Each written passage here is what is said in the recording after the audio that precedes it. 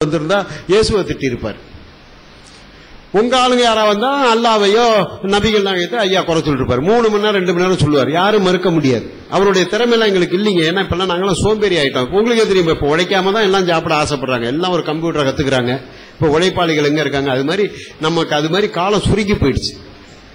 அந்த முத்துசாமிங்கிறவரு அன்னைக்கு கருப்பு சட்டை போட்டவரு இப்போ ஒரு 82 வயசு மேடையில பேசிட்டு இருக்கோம், மயக்க அடிச்சு விழுந்தாரு. வீட்டுக்கு கொண்டு போனாங்க, செத்து போயிட்டாரு. 4 வருஷம். ஐயாவுடைய பேச்சு. பூந்தோட்டம்னு ஒரு ஊரு மயிலாடுதுறை பக்கத்துல, அங்க போய் பெரியார் பேசுறார். காட்டு மிராண்டிகள் காலத்துல கடவுள் மறுப்புன்னு சொன்னா இன்னமும் உதைக்கிற ஊர்லாம் இருக்கு. நான் உதவாயினவன் தான், கல்லால உதவாயினவன் தான். என் கார்ல வந்து தர்மபுரியில RSS வந்து பெட்ரோல் ஊத்தி கொளுத்தவே போயிட்டாங்க. நல்ல வேளை காவல்துறை பார்த்துட்டு அவங்களெல்லாம் போயிட்டு விரட்டி அடிச்சு அப்புறம் மேடைக்கு பக்கத்துல கார். அது மாதிரி இன்னமும் துரோகிகள் இருக்காங்க. அது வேற சமாச்சாரம். RSSல இருக்கிறது முழுக்க சூத்திர பசங்க தான். ஒரு பாப்பா கூட கிடையாது. இந்த அடிதடிக்கு வரவன்லாம் சூத்திர பசங்க தான். பாப்பா அதுக்கெல்லாம் வரமாட்டான். அப்போ அந்த என்ன சொல்லுவாங்க, பெரியார் என்னமோ சொல்ல வந்தேன் நான் அந்த விஷயத்தை விட்டுட்டு. பூந்தோட்டங்கிற ஊர்ல ஐயா பேசுறாரு. 2.5 மணி நேரம் பேசுறாரு. அப்ப அந்த மக்கள் வந்து கடவுள்ல முழு வீசமும் நம்பிக்கையில இருந்தவங்க தான். கடவுள் மறுப்பாளர்னு யாருமே கிடையாது. ஐயா பேசிட்டு இரவு வந்துறாரு. மறுநாள் என்ன தெரியுங்களாச்சு, அங்க இருக்கிற பிள்ளையார் கோளை இடிச்சு தரமட்டமாக்கி அங்க பெரியார் படிப்பகம் கட்டிட்டாங்க. இன்னமும் அந்த பெரியார் படிப்பகம் அந்த பூந்தோட்டத்தில் இருக்கு. அதை விட பெரிய நல்ல சமாச்சாரம் என்னன்னு கேட்டீங்கன்னா, அந்த மக்கள் இன்னமும் ஒரு கோவில் வராம அங்க பாத்துக்கிறாங்க. இப்ப அது திமுக காரங்க அங்க உள்ள போய் ஏதோ இப்ப 2-3 மாசமா கோயில் கட்ட ஆரம்பிச்சதா கேள்விப்பட்டேன். அரசியல்வாதிகளுக்கு ஓட்டு வேணும், அது எது வேணாலும் செய்வாங்க. அவருடைய ஒரே ஒரு நாள் பேச்சு ஒரு கிராமத்து மக்களையே திருத்தி அங்க இருக்கிற கோவிலை இடிச்சு அங்க ஒரு படிப்பகம் கட்ட அளவுக்கு மாத்திருக்குன்னா அவர் எவ்வளவு விபரமா பேசியிருக்கணும். ஒரு 4ஆம் கிளாஸ் படிச்சவரு நல்லா சிந்தனை பண்ணி பாருங்க. அப்ப அவருடைய உழைப்பு என்ன, அதுதான். அப்புறம் ஐயா சொன்னாங்க, எங்களெல்லாம் தீவிரவாதியா நினைக்காதீங்கன்னு. எங்களுக்கு தீவிரவாதினா ரொம்ப பிடிக்கும். ஏன்னு கேட்டீங்கன்னா, தீவிரவாதினா அதை வந்து ஏதோ பெரிய அயோக்கியன்னு நமக்கு வந்து காமிச்சுக்கிட்டு இருக்கான். வாதம் பண்றோம், கேட்கல, கொஞ்சம் தீவிரமா வாதம் பண்றோம், அதான் தீவிரவாதி. நீங்க போய் தாசில்தார்ட்ட போய் எங்க பைப்புல தண்ணி வரலன்னு சொல்லுங்க, கவலையே பட மாட்டான், வரமாட்டான். திரும்ப போங்க, வரமாட்டான். திரும்ப போங்க, வரமாட்டான். 10 பேர் சேர்ந்து ரோட்ல உட்காருங்க, கலெக்டர்ல இருந்து எல்லாம் அங்க வந்து நிற்போம். அப்ப முறைப்படி மனு கொடுத்தா வரத்துக்கு ஆள் கிடையாது. சாலை மறியல் பண்ணீங்கன்னா கலெக்டர், தாசில்தார், துணை தாசில்தார் எல்லாம் வந்துருவான். என்ன பிரச்சனை, தண்ணி இல்லமா, இந்த உடனே ஏற்பாடு பண்ணி டக்குன்னு முடிஞ்சு போயிடும். அதே மாதிரிதான் வாதங்கிறது கொஞ்சம் விவரமா போகும்போது தீவிரவாதம். எங்களை தீவிரவாதி மாதிரி நினைக்கிறாரு அப்படின்னு ஐயா சொன்னார்.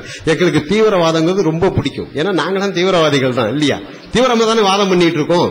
அது இருக்குதோ இல்லையா, அது வேற சமாச்சாரம். வாதம் பண்றது தீவிரமா பண்ணும்போது அது ஒரு தவறான இது ஆகாது. அதனால தயவு செய்து சொல்றேன், உங்க இப்ப வந்து அந்த இதுக்கு அந்த அறை சாப்பாட்டுக்காக பேசி அவங்க கேள்வி கேட்கல. என்ன கேள்வி கேட்கணும்னு நினைச்சாங்கன்னா என்ன கேள்வி,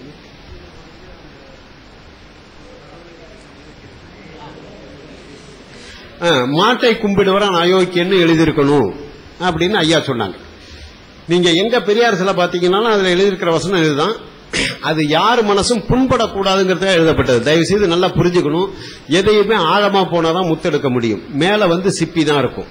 ஏன்னா எங்க ஒரு மத பண்டிகை இருந்தாலும் கடவுள் வாழ்த்துன்னு பாடுவான். இப்பதான் அந்த ஈராரும் கடல் விடுத்தன்னு சொல்லி பண்ண அதுல கூட ஆரியங்கள்லாம் ஒழியணும்னு வரும். கடைசி அதை எடுத்துட்டு போறான். முந்தியெல்லாம் என்ன கேட்டீங்கன்னா, தாயே யசோதா உந்தன் ஆயர் குலத்துதித்த மாயன் கோபாலகிருஷ்ணன் செய்யும் ஜாலத்தை கேளடி தாயின்னு இந்த பஜனை பாட்டு தான் பாடுவான். அப்ப ஐயா என்ன பண்ணார் கேட்டீங்கன்னா, அதுக்கு மறுப்பா நம்ம செய்யணும். அவன் கடவுள் வாழ்த்து போடுறான், நம்ம கடவுள் இல்லைன்னு சொல்லிட்டு எங்க வந்து தீகாக்காரங்க பெரியாரிஸ்ட் கூட்டம் போட்டாலும் கடவுள் இல்லை, கடவுள் இல்லை, கடவுள் இல்லவே இல்லை, கற்பித்தவன் முட்டாள், பரப்பினவன் அயோக்கியன், வணங்குகிறவன் காட்டு மிராண்டே சொல்லிட்டு தான் கூட்டத்தை ஆரம்பிக்கணும்னு. இது எதுக்குன்னு கேட்டா கடவுள் மறுப்புக்கு எதிர்ப்பான், கடவுள் வாழ்த்துக்கு எதிர்ப்பான். அப்போ கடவுள் இல்லைன்னு சொன்னா என்ன காரணம், இது வரைக்கும் யாரும் பார்க்கல, அதனால இல்ல. பார்த்ததை தான் நம்ம நம்ப முடியும். இல்லவே இல்லைன்னா கண்டிப்பா பார்க்கல, இல்லவே இல்லை. கடவுளை கற்பித்தவன் முட்டாள். ஏன்னு கேட்டீங்கன்னா, 6 தலைங்கிறான், யானை தலைங்கிறான், குரங்கு தலைங்கிறான், துளசிய சாமிங்கிறான், பூமியை தொட்டு கும்பிடுறாங்க. ஏண்டானா பூமாதேவிங்கிறான், செருப்பு அது மேலதான் போட்டு தேய்ச்சிக்கிட்டு போறான். அதோட விடுறானா, சளி பிடிச்சிக்கிச்சுன்னா கரன்னு அது மேலதான் சிந்துறான். வாந்தி எடுத்தாலும் பூமாதேவி மேலதான் வாந்தி எடுக்கிறான். 1க்கு போனாலும் பூமாதேவி மேலதான், 2க்கு போனாலும் பூமாதேவி மேலதான். ஐயா அதான் சொன்னாரு, ஏப்பா எல்லாத்தையும் சாமிங்கிறியே, இது என்ன கடவுள் சங்கதியா பைத்தியகார சங்கதியான்னு கேட்டார். நீ கடவுள்னா என்னான்னு சொல்லுனாரு. சாவறதுக்கு 4 நாள் முன்னாடி டி நகர் மீட்டிங்ல சொல்றாரு. கடவுள்னா என்ன, சொல்லு. கண்டதையெல்லாம் சாமின்னா பாம்பு சாமிங்கிற, பள்ளி சாமிங்கிற, இது என்ன பைத்தியகார சங்கதியா? இதுக்காக நீ ஏன் இவ்வளவு நேரத்தையும் பணத்தையும் வீண் பண்றேன்னு கேட்டார். அதுக்கப்புறம் சொன்னார், கடவுளை கற்பித்தவன் முட்டாள்னார். ஏன்னா அந்த அறிவுபூர்வமான கடவுள் எதுலையுமே கிடையாது. கன்னிமேரிக்கு இயேசுநாதர் பிறந்தார். இப்ப என் பொண்ணு கல்யாணம் அவள ஒரு பேர பிள்ளையோட வந்தா நான் ஒத்துக்குவேனா? நல்லா சிந்தனை பண்ணி பாருங்க. அது அப்புறமா சொல்றேன். அப்ப கடவுளை கற்பித்தவன் முட்டாள், பரப்பினவன் அயோக்கியன். இது எவன் விளம்பரப்படுத்துறானோ அவன் அயோக்கியன். ஏன்னா அது ஒரு பிசினஸ். இங்க இருக்கிற பாப்பா அங்க இருக்கிற சொல்றானா, இல்ல அந்த மதவாதிகள் யாரு சொல்றாங்களோ என்னமோ பிசினஸ். அதை ஒரு கமர்ஷியலா பண்ணும்போது அவன் அயோக்கியன். கடவுளை கற்பித்தவன் முட்டாள், பரப்பினவன் அயோக்கியன், வணங்குகிறவன் காட்டு மிராண்டி. வணங்குகிறவன் காட்டு மிராண்டினா கெட்ட வார்த்தை கிடையாதுங்க. காட்டு மிராண்டின்னு சொன்னா காட்டு மரங்களை அண்டி வாழ்ந்தவன். நம்ம ஆதி காலத்துல காட்டுவாசிகளா தான் இருந்தோம். மழை பெய்யும் போதும் புயல் அடிக்கும் போதும் மரப்பொந்துக்குள்ளதான் போய் பூந்துகிட்டோம். ஒரே காட்டு மிராண்டினா அது என்னமோ ஒரு கெட்ட வார்த்தை, தப்பான வார்த்தை நம்ம புரிஞ்சுக்கிட்டு கோவப்படுறோமே தவிர, காட்டு மரங்களை அண்டி வாழ்ந்தோம் நம்ம அத்தனை பேரும் ஆதி காலத்துல. அதுக்கு நேத்து கூட நிரூபணம் சொன்னாங்க. ஏன்னா அப்பெல்லாம் நமக்கு அறிவு வளரல. அப்ப காட்டு மிராண்டி காலத்துல கண்டுபிடிக்கப்பட்டதுதான் இந்த கடவுள். மழை பெஞ்சா கையெடுத்து கும்பிடுவான், புயல் அடிச்சா கையெடுத்து கும்பிடுவான், மூங்கிலும் உரசும் தீ பிடிக்கும், காடே அழியும், நெருப்பை பார்த்து கும்பிடுவான். அதெல்லாம் பார்த்து பயந்தான். எதை பார்க்கும்போது பயந்தான். பாப்பா வந்தான், நெருப்பை வந்து இது அக்னி பகவான்ட்டான். புயல் அடிக்குதா இது வாயு பகவான், இவனுக்கு 2 பொண்டாட்டி அவனுக்கு 2 பொண்டாட்டின்ட்டான். தண்ணி வருதா இது வருண பகவான்ட்டான். எல்லாத்தையும் அவன் கடவுளாக்கிட்டான். எல்லாத்துக்கும் 2 பொண்டாட்டி ஆக்கிட்டான், உருவம் ஆகிட்டான், 8 கை 10 கைன்னு சொல்லி அவன் பொழப்புக்காக ஏற்படுத்திட்டான். அதனாலதான் ஐயா சொன்னார், பரப்பினவன் அயோக்கியன். சாதாரணமா இருக்கும். கடவுளை வணங்குகிறவன் காட்டு மிராண்டின்னு சொல்றதுக்கு அதுதான் காரணமே தவிர, கும்பிடுறவன்லாம் திட்டணுங்கிறது காரணம் கிடையாது. காட்டு மிராண்டி காலத்துல உற்பத்தி பண்ணப்பட்ட கடவுள். பழைய ராமாயணம் எடுத்து பாருங்க, ராமன் லட்சுமணன் காட்டு மிராண்டி மாதிரி தான் இருப்பாங்க. அந்த முடியெல்லாம் இப்படி இருக்கும் பழைய ராமாயணத்துல. ஏன்னா அப்ப இந்த அளவுக்கு ஒரு கம்ப்யூட்டர், ஒரு கிராபிக்ஸ், ஒரு நல்ல டிராயிங் வரைஞ்சு பிரிண்டிங் எல்லாம் கிடையாது. அப்புறம் இந்த ரவிவர்மா வந்ததுக்கு அப்புறம் தான் இந்த ராமன் சீதைக்கெல்லாம் ஒரு உருவம் கொடுத்தான். அப்ப அந்த காலத்துல கண்டுபிடிக்கப்பட்டதுதான் இந்த கடவுள். அததான் இன்னும் ஏன் நம்ம தொங்கிட்டு இருக்கணும். இன்னைக்கு விஞ்ஞான அறிவு எவ்வளவோ வந்திருக்கேன். நான் நேற்றுக்கு சொன்னேன், எல்லாம் இப்ப நம்ம பயன்படுத்துற பொருளை என்ன கடவுளா கண்டுபிடிச்சாரு? இல்ல, மனிதன் தான் கண்டுபிடிச்சான். எவ்வளவோ மனிதன், யாரு சிந்திக்கிறானோ அவன் தான் கண்டுபிடிச்சான். இன்னும் என்னென்னமோ வரப்போகுது. அது ஏதாவது உங்களாலேயே என்னாலேயே சொல்ல முடியுமா? கண்டிப்பா சொல்ல முடியாது. ஒரே ஒரு ஆள் சொன்னார், பெரியார் சொன்னார், இனி வரும் உலகம்னு ஒரு புஸ்தகம். எங்க ஆளுங்க கடை போட்டாலும் தயவு செய்து வாங்கி படிங்க. 2 ரூபாய் 2 ரூபாய், இனி வரும் உலகம். அது ஐயா எழுதியிருக்காரு. போனுக்காக நம்ம தேடி போன காலம்லாம் இருக்காது. ஆளுக்காளு கையில ஒண்ணு வச்சு பேசுவாங்க. அவர் செத்து போய் 36 வருஷம் ஆகுது. ரொம்ப வருஷம் முன்னாடி சொல்லிருக்காரு. எல்லாம் நடந்து போச்சு. குழந்தை பிறக்கிறதுக்கு ஆண் பெண் தேவையில்லைன்னா டெஸ்ட் டியூப் பேபி வந்துருச்சு. படிக்கிறதுக்கு பள்ளிக்கூடம் தேவையில்லைன்னா கம்ப்யூட்டர்ல சிடியில வந்துருச்சு எல்லா எஜுகேஷனும். இன்னைக்கு நீங்க வந்து எது வேணாலும் எழுதலாம். ஃபாரின்ல வந்துருச்சு, இங்க வந்துரும். அங்க எது ஒரு 6 மாசத்துல.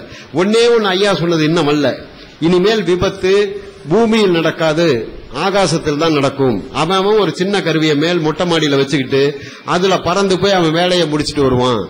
அதனால மேலதான் முட்டிட்டு கீழே விழுவானே தவிர இனிமே கீழே விபத்து இருக்குன்னாரு. அது நடக்கும்போது நீங்க வந்து விவரமா பார்க்கலாம். அது நடக்க போகுது. அதுக்கு இப்ப முயற்சி எடுத்துட்டு இருக்காங்க. இப்ப அந்த ஒரு ஆத்துல பறந்து பார்த்துட்டான், 184 அடி ஒரு மனுஷன் பறந்து பார்த்துட்டான். அது சின்ன கருவியா வந்துரும்ட்டாரு. ஒண்ணு கண்டுபிடிச்சானா அப்படியே அது சுருங்கிட்டு வந்துடும். ஒண்ணு நம்மளே பாருங்க, நம்ம பாக்குறோம் இல்ல, நம்ம பேர பிள்ளைங்க காலத்துல பார்க்கலாம். கண்டிப்பா முதுகுல ஒண்ணு மாட்டிக்கிட்டு இந்த மாடியில இருந்து அந்த மாடி பறந்து போய் கரகரன்னு வேலையை முடிச்சுட்டு திருப்பி வந்துடுற மாதிரி வந்துடும். இது ஒன்றும் பெரிய அதிசயம் கிடையாது. ஆனால் இது அவர் எழுதி வச்சிருக்காரு. இது மாதிரி எந்த கடவுள் எழுதி வச்சிருக்கு இது வரும்னு? அவர் போனை பார்த்ததுனாலதான் இது எழுதினார். போனை பார்க்கலன்னா பெரியாரால எழுத முடியாது. இதுக்காக நம்ம தேடி போற காலமெல்லாம் இருக்காது. நீங்க பையிலேயே வச்சுக்கிட்டு பேசிக்கிட்டு இருப்பீங்க அப்படின்னு. இனி வரும் உலகம் 2 ரூபாய். இது மாதிரி அவர் சொன்ன கருத்துக்கள் வந்து நிறைய இருக்கு. அதை நமக்கு கொடுக்கப்பட்ட விதம் தவறா இருக்கலாம், நாம் புரிந்து கொண்ட விதம் தவறா இருக்கலாமே தவிர, அவரை பொறுத்த வரைக்கும் மனிதன் மனிதன் மனிதன் மனிதன் மனிதன் மனித நேயம் மட்டும்தானே தவிர, அவர் எதை ஆதரித்தாலும் எதை மறுத்தாலும் இந்த மனித இனம் வந்து மனிதனாக வாழ வேண்டும். மனிதனை மனிதன் இழிவுபடுத்துவதற்கு ஆதாரமாக எது இருந்தாலும் அதனை அழித்து ஒழிப்பதுதான் என் முதல் வேலையினர். மனுஷன் இழிவுபடுறதுக்கு எது எது ஆதாரமா இருக்கோ அதை அழித்து ஒழிக்கிறதா என்னுடைய முதல் வேலைன்னு சொன்னாரே தவிர, கடவுளை ஒழிக்கிறது முதல் வேலைன்னு அவர் சொல்லல. நன்றி. அன்புள்ள சகோதரர்களே, இப்ப நம்ம விவாதத்தில் கேட்டதற்கு வந்து அந்த விஷயங்களுக்கு அந்த தெளிவான பதில் உங்கள்ட்ட வரல. ஏன்னா திரும்பி திரும்பி பெரியாருடைய மற்ற விஷயங்களை சொல்றாங்களே தவிர, எது விவாதத்தில் அது பகுத்தறிவுக்கு அப்பாற்பட்டது சொல்றோமோ அது பகுத்தறிவுக்கு உட்பட்டதுங்கிறது வரல. அவர் செஞ்ச சில சாதனைகளை சொல்றாங்கன்னா அது நம்ம இங்க விவாதத்தில் சொல்லப்பட்டது கிடையாது. அப்ப இந்த கல்லு மண்ணு கடவுளை கற்பித்தவன்லாம் காட்டுமிராண்டின்னு சொன்னா அவர் ஏன் அதை அவருக்கு காட்டுமிராண்டின்னு வந்துருவாரு? அதான் கேள்வி. அவரும் அந்த மாட்டை வணங்க சொன்னா காட்டுமிராண்டி ஆயிடுவார்ல. இன்னும் சொல்ல போனால் தெளிவாவே அதை ஒரு இடத்துல சொல்லவும் செய்யறாரு. என்ன சொல்றாருன்னு கேட்டா, திருக்குறளை ஒரு நேரத்தில் ஆதரிப்பார், ஒரு நேரம் எதிர்ப்பாரு, பல ஸ்டெண்ட் எடுத்திருக்காரு அவர். ஒரு தடவை அந்த திருக்குறளை ஆதரிச்சிட்டு இருக்கும் போது முதல் குறளே கடவுளை பத்தி சொல்லுதுல, அகர முதல எழுத்தெல்லாம் ஆதி பகவன் முதற்றே உலகம் இருக்குல்ல, அகரம்ங்கிறது ஆனா எப்படி ஃபர்ஸ்ட் எழுத்தா இருக்கிறதோ அதே மாதிரி உலகத்துக்கு கடவுள் தான் முதல் அப்படின்றதுக்கு நேரடி அர்த்தம் இருக்கிறது. அதை இவர் திருக்குறளை ஆதரிக்கும் போது டாபிக்கே மாறுத, பேசிக்கு மாத்தமான நம்ம எப்படி ஆதரிக்கிறது அப்படின்னு நினைக்கிறாரா? நினைக்கும் போது அது